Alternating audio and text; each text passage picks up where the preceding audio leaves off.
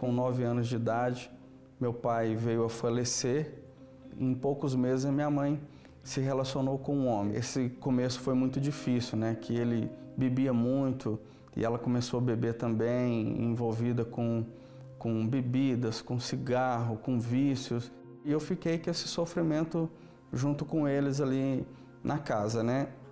Em pouco tempo também, a minha mãe conseguiu desfazer todo o patrimônio que meu pai tinha deixado, a ponto de faltar até comida na mesa, né? De verdade, né? Eu lembro da minha mãe um dia chegar e a única coisa que tinha para ela fazer para a gente ali naquele momento era uma farinha, né? Ela sumia por alguns dias e não dava notícia, eu ficava sozinho numa casa, né, que ela tinha alugado. E eu me lembro de uma imagem, a minha irmã subir na rua grávida e me encontrou na rua, eu só de bermuda, e ela perguntou: por que você está sem camisa, sem chinelo? O chinelo arrebentou e minha mãe sumiu, eu não tenho o que fazer, não tenho onde buscar recurso. Eu lembro que ela comprou alguma coisa para a gente comer e sobrou ali um pequeno trocado, ela comprou um chinelo para me usar, né? Eu me vi naquela situação e eu falei assim, eu tenho que arrumar alguma coisa para me gerar alguma renda, para me trabalhar. E aí tinha alguns meninos que eu conhecia ali da rua, que eles trabalhavam num clube. E aí eu perguntei para um deles, será que não tem como eu ir com você para trabalhar, porque eu estou nessa situação? Um deles se sensibilizou e conversou com um professor de tênis e falou assim, tem um rapaz assim, numa situação. Ele falou, não, manda ele vir.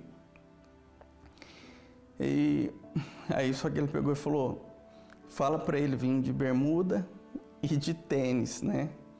E só que, como eu falei, a miséria, ela traz tanta vergonha que a única coisa que eu tinha era o chinelo. E eu falei assim, eu não posso ir de chinelo.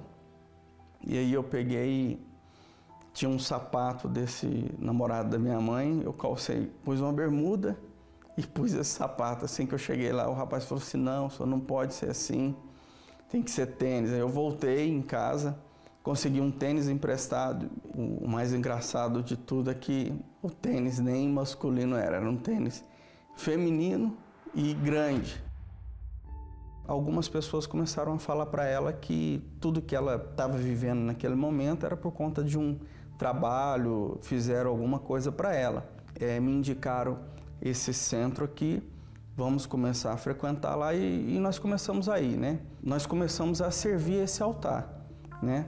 Começamos a praticar tudo que ali eles pediam, porém estávamos sendo só enganados, porque foram passando os dias, foram passando os meses e o que acrescentou na nossa vida foi só mais um sofrimento, né? Que era o medo das entidades, era as advertências que eles nos davam, as ameaças, porém as coisas já estavam piorando em grandes proporções, né? Passou algum tempo, fizeram um convite para minha mãe, falando que ela poderia, né, contrapor, que ela não precisava ficar com medo, porque tinha um lugar que poderia fazer esse contraponto, né? Que ela poderia buscar abrigo, proteção, que ela poderia se libertar de tudo isso, né? Que era a Igreja Universal. Chegamos lá na igreja e tudo ao contrário de que todo mundo falou, né? De que todo mundo falavam, né? Aqueles que zoavam. O que nós encontramos lá foi uma paz, foi realmente um lugar, um abrigo, uma proteção. E numa pregação, o pastor, eu me lembro direitinho o dia que ele falou assim, olha, você que não tem o Espírito Santo, você vai priorizar nessa fogueira santa o Espírito Santo. E eu entendi que sem o Espírito Santo eu não ia conseguir permanecer. O que realmente dentro toda aquela miséria que eu estava vivendo, eu já fazia uma refeição só por dia, né? Eu trabalhava num mototáxi e o que sobrava ali por dia eu pagava a minha diária e comprava uma marmita que eu já comia ela, dividia ela em duas partes, comia ela um pouco no almoço e deixava um pouco na janta, mas a força para fazer essa troca de altar, de deixar de servir a mim mesmo, as minhas vontades e servir a Deus, o meu sacrifício tinha que ser perfeito. Naquele momento, que era para a gente fazer um desafio com Deus, que realmente no dia que passássemos pelo altar, que era para a gente já ir se preparando. E foi dessa forma que aconteceu comigo. A hora que eu levantei as minhas mãos, eu senti uma alegria tão forte do Espírito Santo. Aquela força que ali eu senti ali carregado, sabe? Uma força que eu falei que nunca mais vai acabar isso, nunca vai acabar. Uma alegria, um gozo, uma certeza que era realmente o Espírito Santo. Acabou a reunião, passaram-se os dias, né? As lutas continuaram. Tive outras lutas para vencer, mas com um reforço imbatível, que era o Espírito Santo.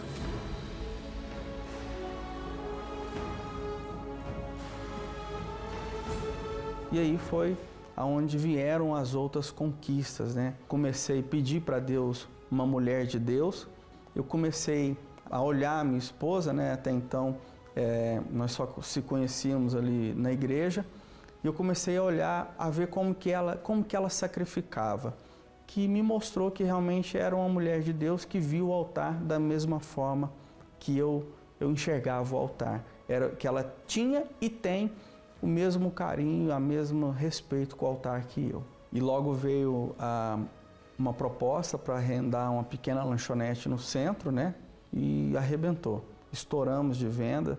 Com 3 meses tivemos que fazer uma reforma. Passaram-se em 2 meses mais reformas, ampliações nesse local, até chegar ao ponto de ter que buscar um local maior.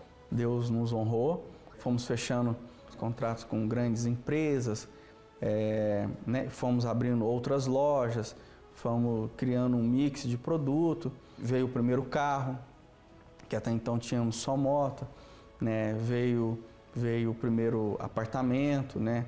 Compramos depois um terreno num condomínio fechado, fizemos uma casa da forma que a minha esposa sempre sonhou, conseguimos conquistar uma área muito grande para fazer uma sede grande agora também para a nossa empresa. Aquele carinho que eu não tive da minha mãe quando eu era criança, hoje isso está tudo superado, né? Eu tenho um bom relacionamento com a minha mãe, sou feliz com a minha esposa, sou feliz com a minha filha, sou feliz na minha empresa, na minha família e o principal de tudo, eu tenho paz, eu tenho o Espírito Santo, eu tenho a alegria do Espírito Santo, e essa é a maior alegria. Eu tenho uma vida com Deus, eu tenho um relacionamento com Deus que não se abala.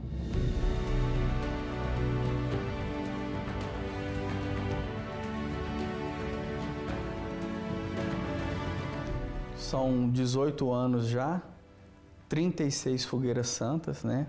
Todo final da minha oração eu peço para Deus, faça para mim e me dê aquilo que eu preciso, e nem tudo aquilo que eu quero, mas o que eu preciso. E eu conquistei coisas que eu não pedi. Eu tenho coisas que eu nem sonhei em ter, e hoje eu tenho. Esse altar não é como os outros, esse altar não falha.